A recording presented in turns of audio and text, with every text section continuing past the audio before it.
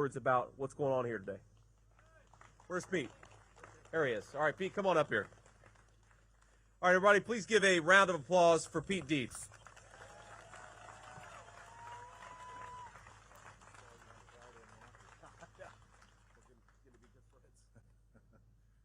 Well, I'm not going to give my speech again. He'll have to check it out on the TV. But the Board of Directors of the Kenosha Professional Police Association are proud to endorse President Donald Trump and Senator JD Vance.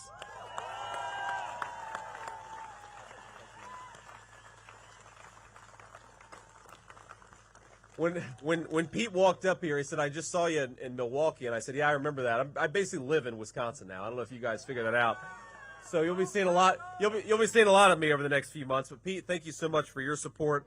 I'd like to have. We'll see about that, sir. I'd like to call up Congressman Bryan Steil. Is Congressman Bryan, where are you at? Out there. There we are. So Bryan, I'm going to give him a round of applause. I appreciate it. But Bryan wrote a really, really good article about what happened in Kenosha in 2020. Really opened my eyes. Bryan, thank you for your leadership and service. Senator, thank you. Senator Vance, thanks for coming to Kenosha today. As we talked about earlier, the importance of standing with the men and women of law enforcement could not be more important than when we're standing here in the city of Kenosha. As we saw 4 years ago this week, what happens when elected leaders refuse to stand with the men and women of law enforcement? And we saw in great contrast what happens when leaders like President Trump answer the call and stand with the men and women of law enforcement and bring public safety to our community, right? And as we look around, I think it's really important that we say thank you once again to all the men and women of law enforcement from the Kenosha Police Department, Kenosha Sheriff's Department, and other law enforcement agencies that are with us here today. Because President Trump, because JD Vance, because we back the badge. Senator Vance, thanks for coming to Wisconsin. We still have time to make you a Packers fan. Thank you. God bless. God bless America. Thanks, man. Appreciate it. Thank you. Oh, we got some Chicago fans out there too. Wow. All right. We're gonna have some conflict, some civil strife here. Not today. We're all here to support the police, whatever our sports allegiance is. And finally, I want to get a great future colleague in Washington, a guy who built a business in Wisconsin, who has served the people of this state in the private sector, and is now crazy enough to want to serve in the public sector, the great Eric Hovde, the next senator from the state of Wisconsin. Eric, come on up here.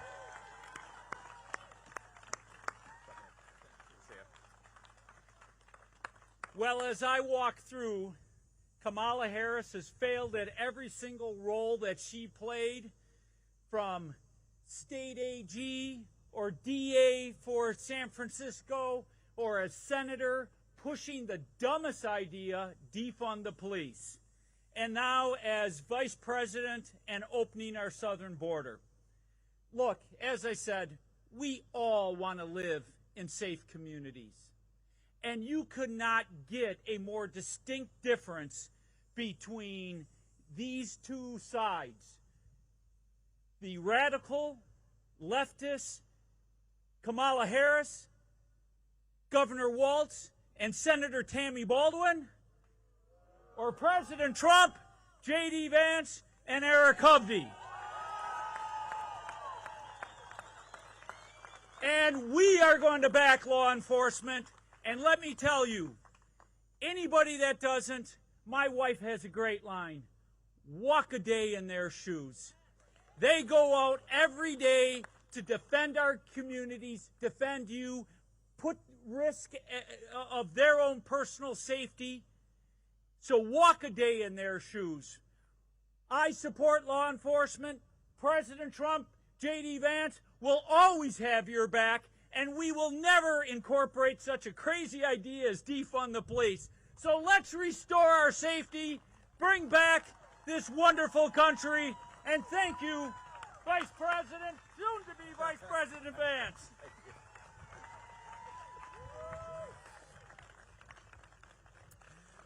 All right, so I want to take a few questions from the press, but before I do, let me just try to bring this home here because it is very easy and very fun to criticize the record of Kamala Harris, but we also have to remind ourselves that we don't just have a vision on the Trump campaign. We don't just have a bunch of promises on the Trump campaign. We have got 4 years of Donald Trump's successful leadership that brought public safety to our streets, and that is something to celebrate and look forward to. So here is President Trump's solemn promise to our law enforcement community and all of us who benefit from their sacrifices and their public safety. It is simple. We are going to end sanctuary cities in this country. We're going to bring back pro-law enforcement cities. We are going to deport the violent, illegal aliens that have come into this country over the last few years. No more free rides, no more amnesty. We're going to support the death penalty for drug dealers because they kill far more people than some of the most violent and vicious criminals. We have got to have real penalties for people who are killing our kids and poisoning our communities. We're going to protect police from frivolous lawsuits. You hear President Trump talk about that. The reason that it's so hard for the police to do their job sometimes is they know if they do their job, they're going to get sued for it. We're going to protect them from those lawsuits and make it easier for our police to do their jobs. And finally, we're going to stand up to soft on crime prosecutors. If a police officer does their job and brings in a bad guy, we need some prosecutors who actually lock those people up and put them behind bars. It's common sense. All this stuff is just simple common sense. Now, we know what happens when we don't have leadership who support our law enforcement. We saw it in Kenosha just a few years ago. You all know this better than I do, that 4 years ago, Kenosha had terrible riots after a police shooting. And who was it? Who was the president of the United States that promised that he would send in law enforcement if asked? That was Donald Trump. Who was it that pacified the streets of Wisconsin and ensured that those riots didn't spiral out of control and burn down the entire city? That was President Donald J. Trump. And of course, we know the governor didn't initially want the support from President Trump, but after a couple days of those riots, he relented and did the smart thing and allowed President Trump to send federal support. Without that, I really think that Kenosha would still be recovering from those terrible riots today. But today, look, we're in a beautiful place, and it's a beautiful town, and we can thank President Trump's leadership and also the law enforcement who did their jobs and did it well. God bless you guys. Thank you so much. Now, I will always have the back of law enforcement. Let's bring up our reporters here to ask some questions. I will always have the backs of law enforcement. I will always support our police officers because I know what it's like, again, to be a kid who can't even believe and can't even rely on public safety. I want every single child in this country, whether they're rich or poor, whether they grow up on the right side of the tracks or the wrong side of the tracks, every child deserves to have public safety, and that's what we're going to do when Donald J. Trump is president. God bless you guys. Thank you all for coming out. Semper Fi, thank you to these great public servants. Let's get Eric Hovde across the finish line, and let's make this country great again. God bless you guys. And what I'll do here is I'd love to start out, thank you, ma'am. I'd love to start out with local Wisconsin reporters and take a few questions from the local reporters. And then if we've got time afterwards, we'll take some questions from the national folks. So if you're a local reporter, please raise your hand. Ma'am? Hi, Senator. Thank you for your time. It's Mary Jo Ola with TMJ4 News here in Milwaukee. You were just in Milwaukee a few days ago, now in Kenosha. Can you just talk about how much of a priority Wisconsin is to the Trump campaign and where are you headed next in Wisconsin? Well, look, I just like Wisconsin a lot, right? So I'm going to spend a lot of time with you fine people. But obviously, politically, Wisconsin may be very well the most important state in the country come November. And we believe that. We know that. All the polling says it. But most of all, you feel it on the ground. Look, Wisconsin is a state that I think has really suffered from two failures of the Kamala Harris presidency, vice presidency.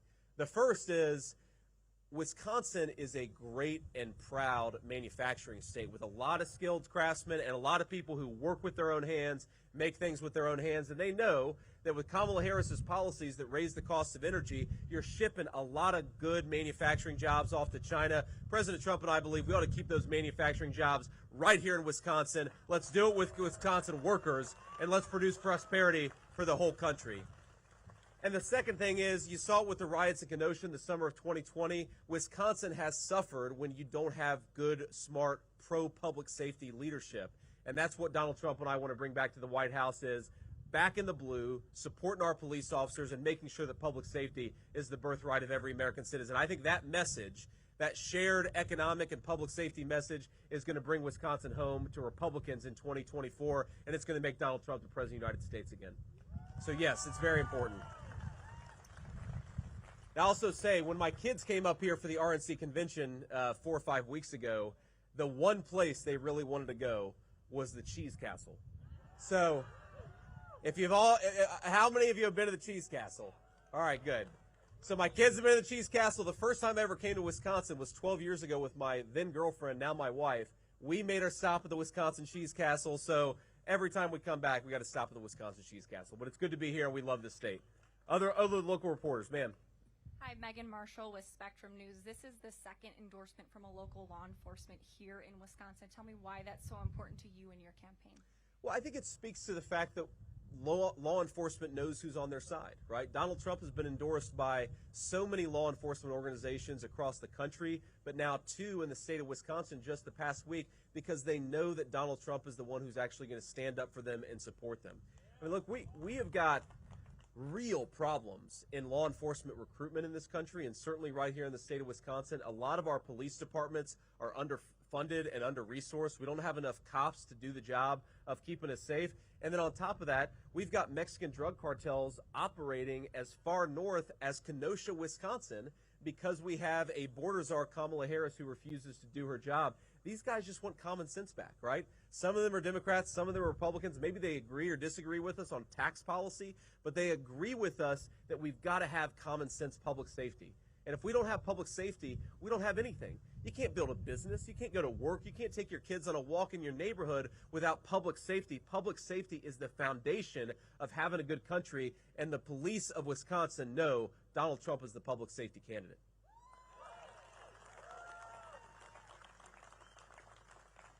A few more locals, if, ma'am, yes. Yeah, I'm Hannah Hillard with Channel 12 from up in Milwaukee. Obviously, there is a big event happening not too far away from here over in Chicago. Did you catch any of the DNC tonight, or last night? If you did, what were your immediate thoughts? Well, my immediate thoughts were all the people booing. I agree with them. That was my response to it, was boo.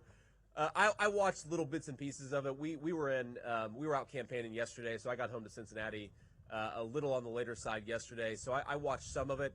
I will say just the contrast between the public safety policies of Kamala Harris and Donald Trump is really striking, and it's almost a joke to me that they held it in Chicago, which has become the murder capital of the United States of America thanks to very failed Democrat leadership.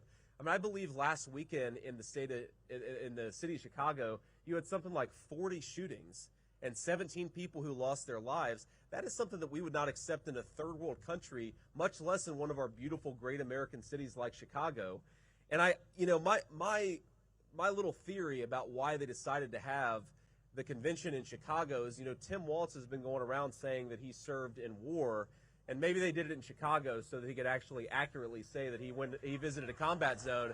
Because Chicago, I mean, look, Chicago has violent crime statistics that actually mirror, again, third world, highly violent countries. Again, public safety is the birthright of every citizen in this country. Poor or rich, black or white, nobody should be growing up in a community where you have a murder rate like that. And I think it is a good contrast between the policies of Kamala Harris that promote violent crime and the criminals who do it, and the policies of Donald J. Trump who promote peace, who promote prosperity, and want to throw the violent criminals behind bars. That's what Donald J. Trump wants to do, and I share that. What? Anybody else here? Ma'am? Yeah, go ahead. Hi, this is Hey. Stephanie Cork with Fox 6 News in Milwaukee. Kind of going off the DNC, Vice President Kamala Harris is paying a visit to Milwaukee tonight, holding a rally. Do you have any response to that? No response. Look, I mean, Kamala Harris is going to run the campaign that she runs. I would say that I wish that she would do what I'm doing right now, which is talk to the media and actually answer some tough questions.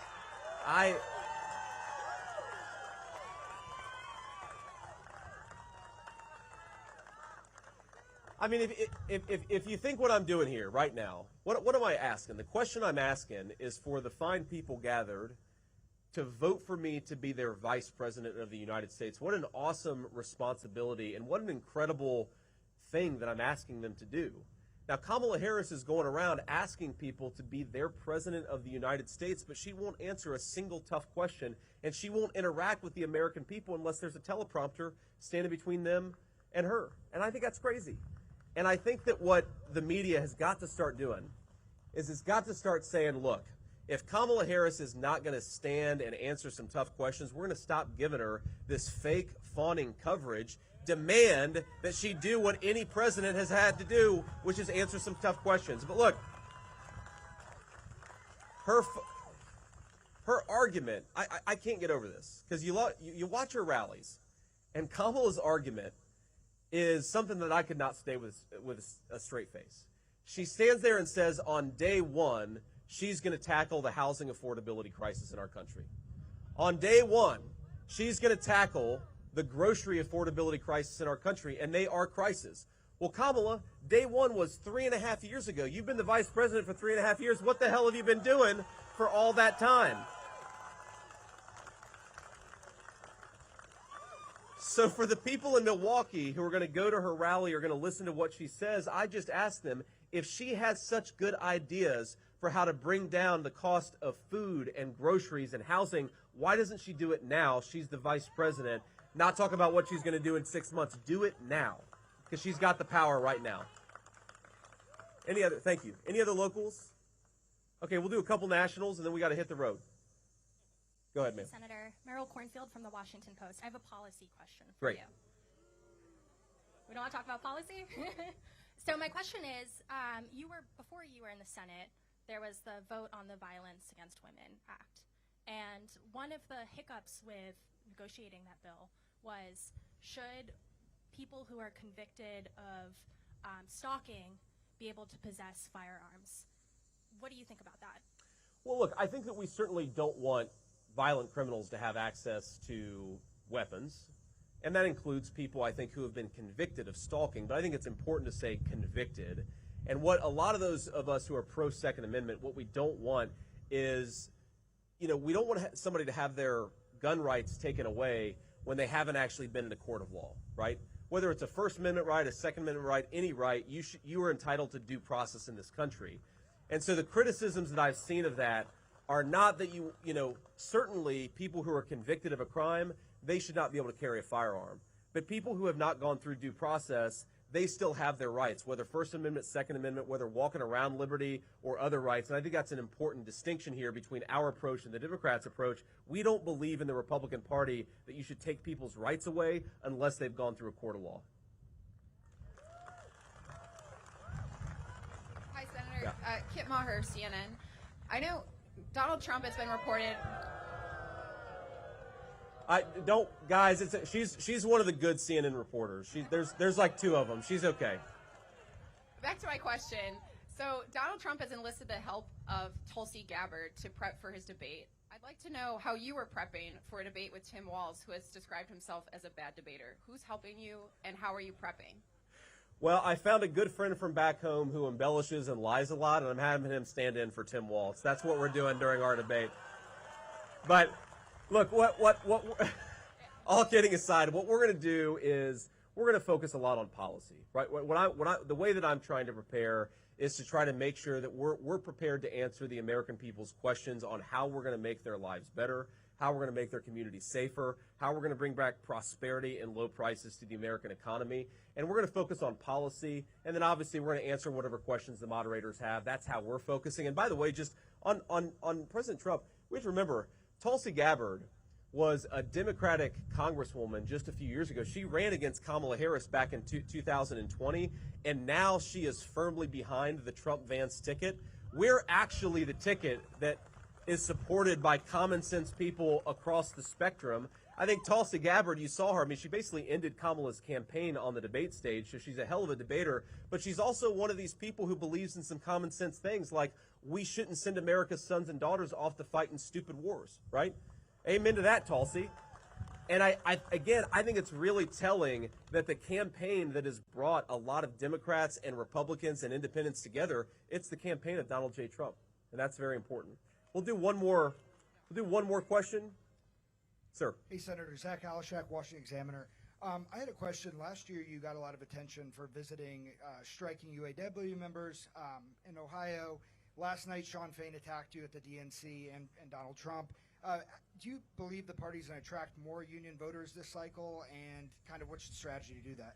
Look, I think that my message to Sean Fain and any other leader of the labor movement would be, who is the campaign? Which campaign is actually going to protect the jobs of American workers, union and non-union alike? It's the campaign of Donald J. Trump.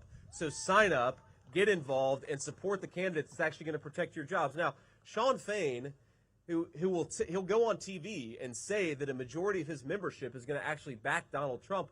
Why are a majority of auto workers going to back Donald Trump? The same reason a majority of American manufacturers across the spectrum are going to back Donald Trump, because he's the one who wants to protect their job. He's the one who's saying, if the Chinese want to use slave labor and then import stuff into our country, we're going to put tariffs on the stuff they make with slave labor, and we're going to protect the jobs of American workers. When Kamala Harris says she stands for the United Auto Workers, and yet she supports EV mandates that's going to have every single one of their jobs destroyed and shipped to China, because it's China that's making most of the EVs. In America, we're still making a lot of gas-powered cars. I think people ought to be able to drive whatever the hell they want, because this is the United States of America. We don't tell people what to do. But importantly, if we don't tell people what to do, they're going to be able to buy cars that are made in America with American workers doing the jobs. And that is why I think we're going to win the majority of union and non-union workers in this country. Whatever Sean Fain says, if he listens to his membership, they're behind Donald J. Trump. And, of course, there are a lot of other workers who aren't just auto workers who are exactly the same position. All right. What I'll say here finally to wrap up, thanks to the media for asking a few questions, is just God bless you guys. Thank you for coming out. I get so much joy and so much energy out of being here and meeting people and getting to talk to people and seeing what's going on in this country. We're going to win this race in November, and it's going to start right here in Wisconsin. So what I'd ask all of you is, look, we've got 76 days to this campaign, and early voting probably starts, 30 days early in Wisconsin? Get out there. Get your neighbors to the polls. Get your family members to the polls. Knock on doors. Make phone calls. We are going to win this race if we get out there and vote. So God bless you all. Thank you for being here. Let's go vote, Wisconsin. Let's go win in November, and let's take this country back and do it the right way. God bless you all. Thank you so much for being here.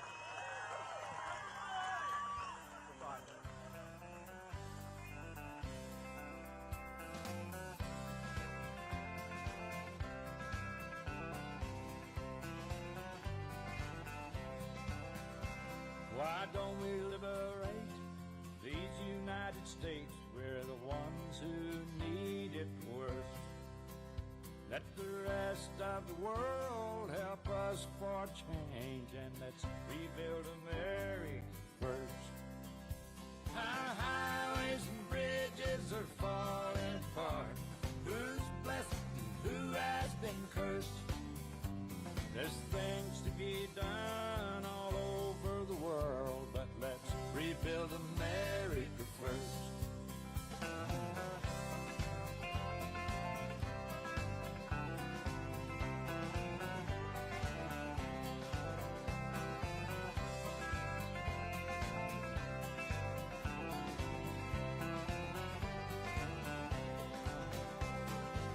Who's on the hill and who's watching the valley? Who's in charge of it all? God bless the army and God bless our liberty. jack up the rest of it all. In a minute position of backing away, freedom is stuck in reverse. Let's get out of Iraq, get back on the track, and let's rebuild America first.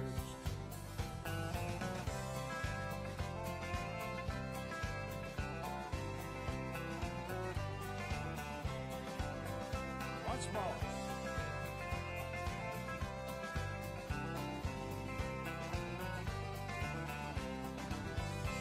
Why don't we liberate these United States? We're the ones who need it the most. You think I'm blowing smoke? Boys, it ain't no joke. I make 20 trips a year from coast to coast.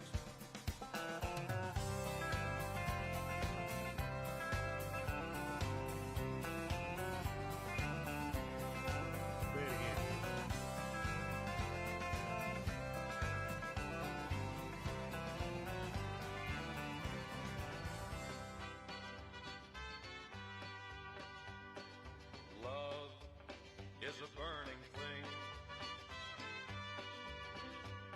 and it makes a fiery ring. Bound by wild desire, I fell into a ring of fire.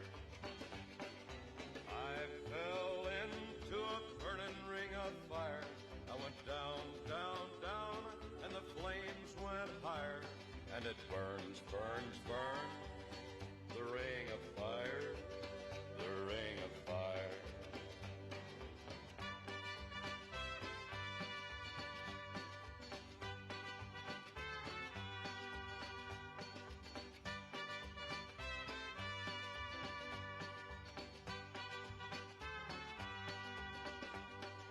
I fell into a burning ring of fire. I went down, down, down, and the flames went higher. And it burns, burns, burns, the ring of fire, the ring of fire. The taste of love is sweet when hearts like ours meet. I fell for you like a child. Oh, but the fire went wild.